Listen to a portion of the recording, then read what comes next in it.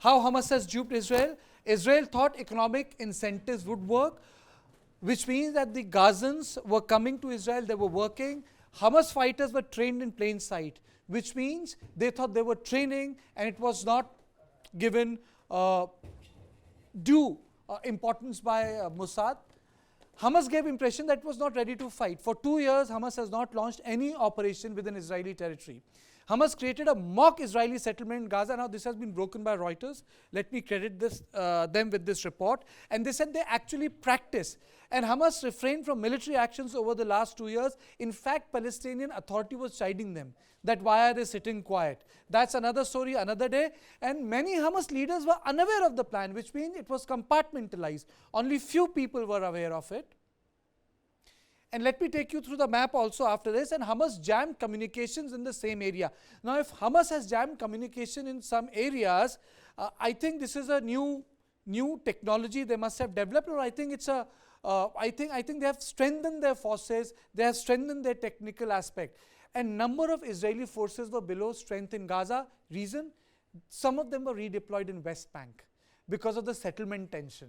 So that is another aspect, but debate for another day. So this is also important. Number of Israeli forces were below strength in Gaza and communications were jammed. I think it must have been a big surprise to the Israeli armed forces that Hamas getting to jam their communication. It should have been other way around. Let us show the map.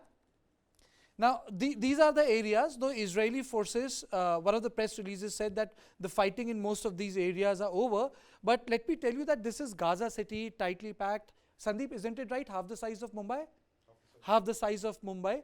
So the attack took place from here. So Jerusalem is here. It's far away, but it's closer to, I would say, Tel Aviv and closer to Jaffa, the port city, the twin city. So attacks were all around these areas. And let me tell you, there's a 3-kilometer buffer belt which the Israelis have been maintaining. So that's also a surprise at how they were not spotted when they were moving through those areas. Next map, please. Let me show you the next map. Now, this map is important because I want to point out this player. We will come to this player at the end of the debate. The player is Iran. This is the player. IRGC, Quds forces, Jerusalem force. What role they played? History of Qasem Soleimani. This is a backgrounder, but then this is very, very important. Most of the people think that the theater of West Asia is only about 3 religions. I think the war within the religion plays a bigger role, which is the Shia-Sunni axis, around which the entire West Asian theater has been divided. Now, before I start the discussion, this is the Gaza city. Just to give you an example, this is the Gaza area. It's not connected with West Bank. In 1948 it was, but then over a period of time, the both got separated. This is where a lot of people, millions of people live. Now this place is without water, electricity, and it is witnessing the might of the Israeli state because the terrorist attacks or the terror flowed out from the Gaza Strip. Now, a lot of people are saying that there needs to be talk. The position which Hamas has taken, a lot of people don't find conducive for talk. But then, it's history now. The might of the state and the military will first need to clear the areas, ensure that the sovereignty of the state is respected and protected. That's the most important part. Other things will take place later. But then, today, the story is how Hamas duped Israel, what Israel could have done. And we will be doing this show every day at 7 p.m. I'll be joined by Sandeep and Aditya every day. Do join me, but for today, Sandeep, coming to you first. Do you think that the sort of operation which took place and the details which the Reuters have put out are of exceptional nature, jamming of communication?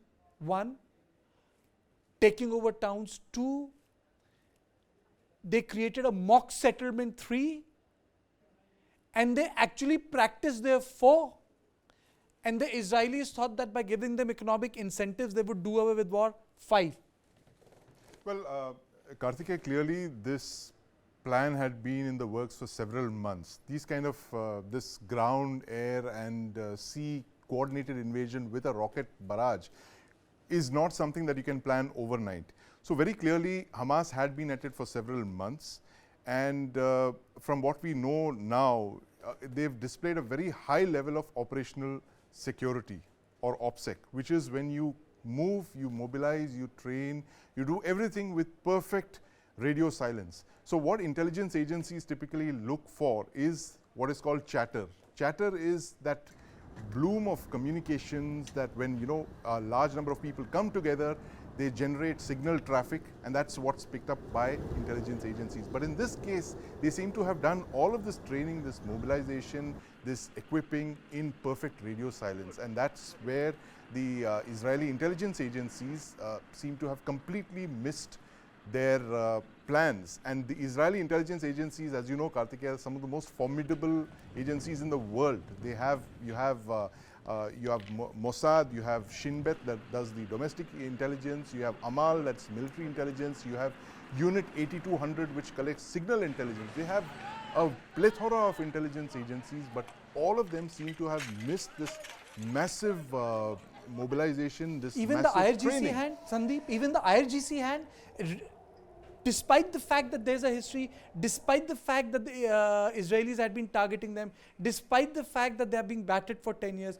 despite the fact Kartikeya, you can only should have been assume expected that the Israeli defense forces might have been looking northwards towards the West Bank, which is where Hezbollah, which is the bigger adversary, trains and mobilizes. It's quite possible that they were looking at Hezbollah and they completely missed the smaller guys, Hamas in Gaza. And that is from where this ground-based invasion was launched, stretching out to 40-50 kilometers, spreading outwards from Gaza and hitting something like 22 locations and carrying out some of the most horrific terror attacks that we've seen since 26/11 for sure. And my worry, personally, if you ask me, Kartikeya, is the possibility of other terrorist actors elsewhere in the world replicating these kind of strategies that we've seen playing out in Israel. Aditya, if you recall, the day attack happened, there was a rave party which was happening. The initial casualty took place there. Reuters and AP, other agencies are reporting that 200 people died there. Other 100, they have been abducted there in various tunnels in Gaza. Doesn't it tell us that this maybe the state never realized that they could mount an attack like that? And today they have released the statements 9/11 plus Pearl Harbor together. It's like the worst moments in history. One tells you about the American psyche, the Pearl Harbor, and I think 9/11 is what India endured in 2008. Kartikeya, what I firmly believe is that both the Mossad and the political establishment in Israel underestimated the capabilities of Hamas and of course IRGC as well, because there is no Hamas here working independently. There is Hamas which is working in coordination with Hezbollah and IRGC, either through waterways or through tunnels or through other ways. They have been receiving not just funding but a lot of military aid that we see in these propaganda videos as well. One visual that I just cannot forget, Kartikeya, is of course of that party. The very first day when this incident happened, we were told that there is a peace party that was underway right in southern Israel, very close to the Gaza Strip, and there were at least a few hundred boys and girls, many of them very, very young, who were partying till early in the morning.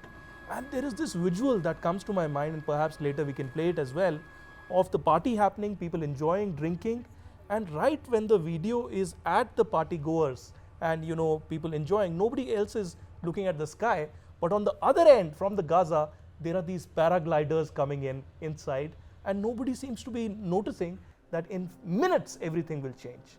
260 people from that party have died, unfortunately, in these terror attacks. At least 50 to 100 people killed, and 50 to 100 people have been taken away. The hostages, the exact number is still not clear. One of the factions of the Islamic Jihad has said that we have 30 to 40 people, and let's remember that these are not only normal civilians or IDF soldiers. There are children who have been abducted. There are videos of children kept inside small bird pigeons that are viral. There are elderly women, and let's remember, it's not just Israeli nationals. There are French nationals, British nationals, Thai nationals, Nepalese. and Irish and others who have been abducted as well. So it's an unprecedented situation. Perhaps in the next few days or weeks, the Mossad, the Shin Bet, and of course the political establishment, starting from Benjamin Netanyahu, and the main responsibility with the National Security Minister and the Justice Minister, will have to look inwards. Because it's not just an intelligence failure, it's also that the national resources and the entire attention was towards the huge protests that were underway and taking away the judicial powers with the Netanyahu government. Why was a need for them to divide the society and the country at a time when they are facing national security threats? Okay, now let me introduce Dan Pfefferman. Thank you so much for joining me from Israel. And I'm also being joined by Arjun Hardas. Arjun, thank you so much. Dan, first to you, the report which has been broken that Hamas was able to jam the communication and there was a mock settlement, sort of a mock Israeli settlement within the Gaza Strip where they were practicing. Isn't this is an eye-opener that they were doing it right in front of the security's eye, in plain sight, and they got away?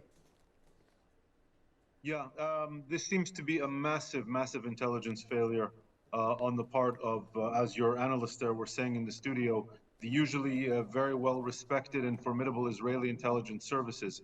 I apologize if you hear jet planes or if you hear booms overhead. I'm sitting only 45 kilometers north of the Gaza Strip, so sometimes you can hear now the fighter jets flying overhead.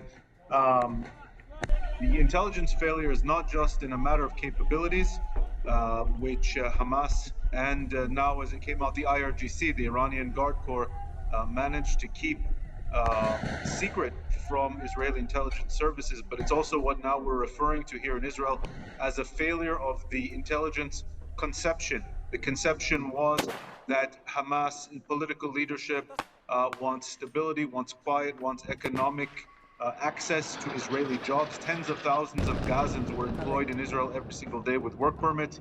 Qatar was funneling tens of millions of dollars in suitcases of cash through Israel to Hamas every day. And so the conception was that Hamas's political leadership wanted quiet. It turns out that Hamas's military leadership, led by Mohammed Deif, led by the IRGC, led by Islamic Jihad commanders, wanted something very different, and that was to derail the Saudi peace talks, to derail all of the normalization efforts, to drag Israel into a full-out war. And so the failure on Israeli intelligence was both from a gathering and an analytical perspective, but it was also from a general conceptual perspective. And like your analyst said in the studio, completely misunderestimating Hamas's capabilities and intentions.